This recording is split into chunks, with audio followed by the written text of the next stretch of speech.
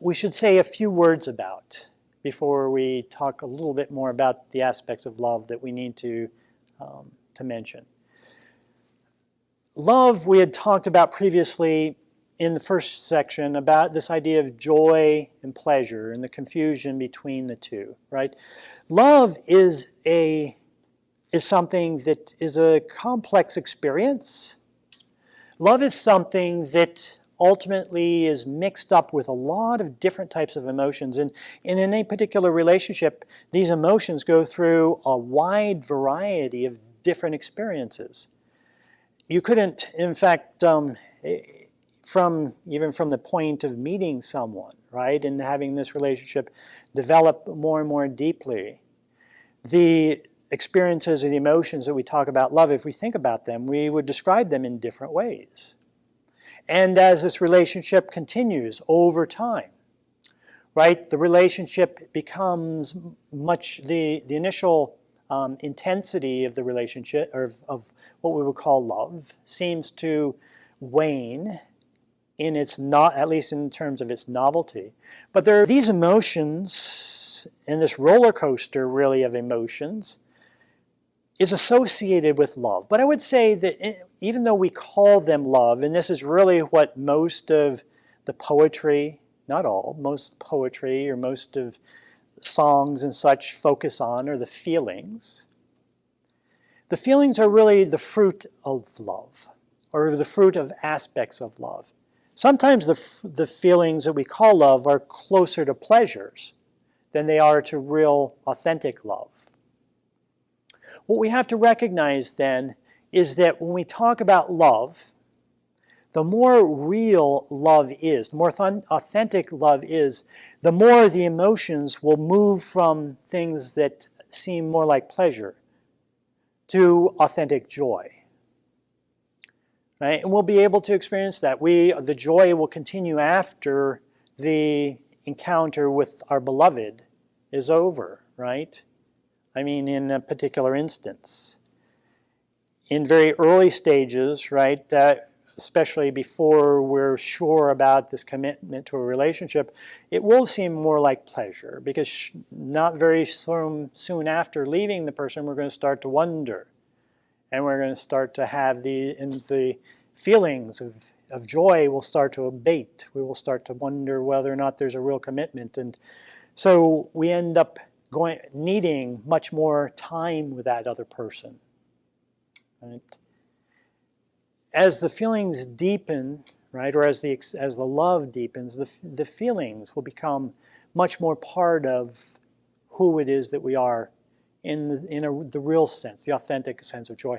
What underlies all of this, though, is what love at its very root is. Like faith, like hope, love ultimately has to be an act of the will.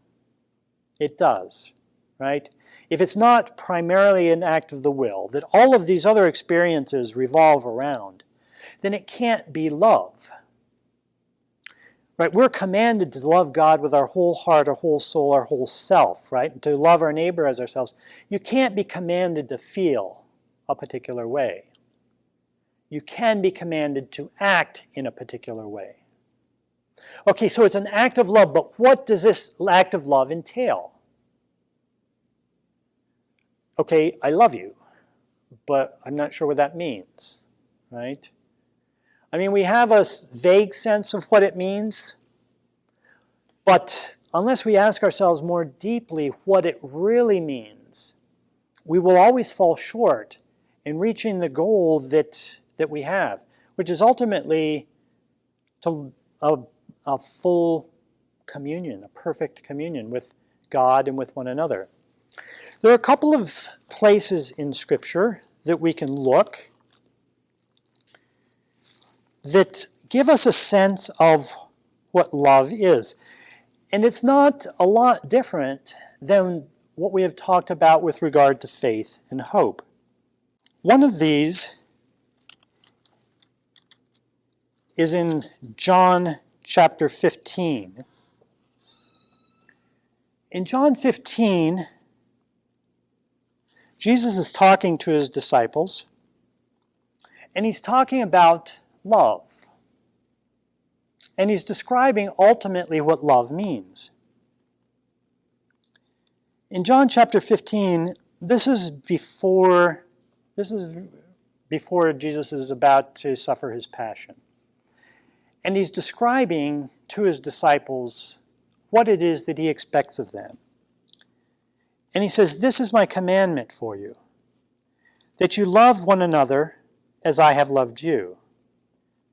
And what is that love?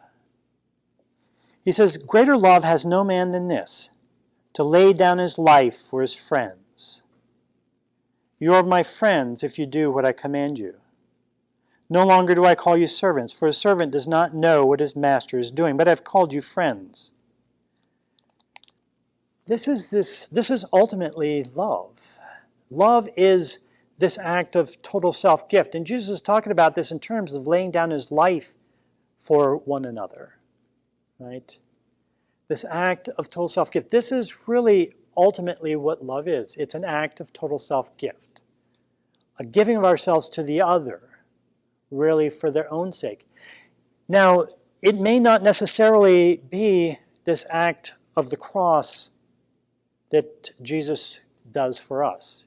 It might be. But there are many other ways that we can experience this love, we can manifest this love. Mark talks about one of them as well.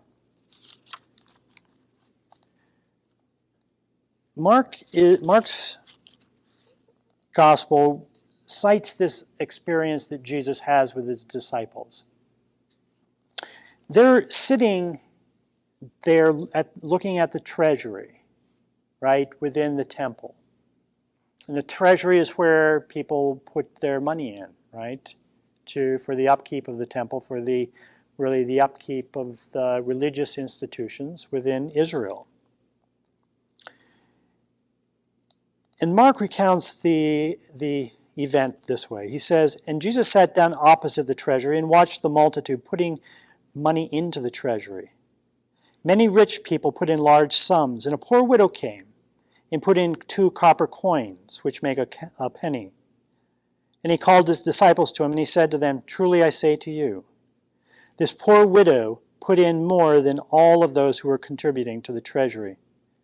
For they all contributed out of their abundance, but she, out of her poverty, has put in everything that she had, her whole living.'" Now this might seem a little bit mundane, right? But this is actually a manifestation, really, of what love is. I mean, it's trust, but it's love, right? This act of total self-gift. She gave back to God everything, and I mean everything, right, in the worldly sense, that he had given to her. We will see why this act of total self-gift makes sense as we go along. But ultimately, what we call love is an act of total self-gift. It's hard to describe how this act of total self-gift needs to manifest itself in any kind of particular relationship. Because different relationships demand different types of giving, right? Different relationships demand a certain type of giving of oneself to the other for their own sake, a disinterested self-gift. We have greater obligations to those who are biologically related to us, right, than we do to those who are not, in one sense. We have greater responsibilities to our families, right, our biological families, than we do to those that are outside. We have greater obligations to those who share the faith with us than we do to those who do not. But ultimately, we have an obligation to everyone. Now, what is it that all of these things have in common? Well, ultimately, however that obligation is manifested, ultimately what it means, right, to be an act of total self-gift is that we will enact for the good of the other for their own sake, right, regardless of what it does for us. the more disinterested it is, right? The more we act in such a way that we are motivated by that person's good, the more we get out of it. This is the way we are created. This is really the way we experience authentic joy. But this is authentic love. The greater we can give ourselves, the more selflessly that we can give ourselves, regardless of what it is, right? It has to do first with an attitude, right, and then an act. It's a willing, and then acting in ways that are appropriate. But we do it selflessly. We do it because we want this other person's perfection. And we'll talk more about what we mean by their perfection in later sessions. So this is really the foundation of communion. The foundation of human communion, but ultimately this foundation of communion with those persons, right? God, for whom we were created. Faith, hope, and love. Right?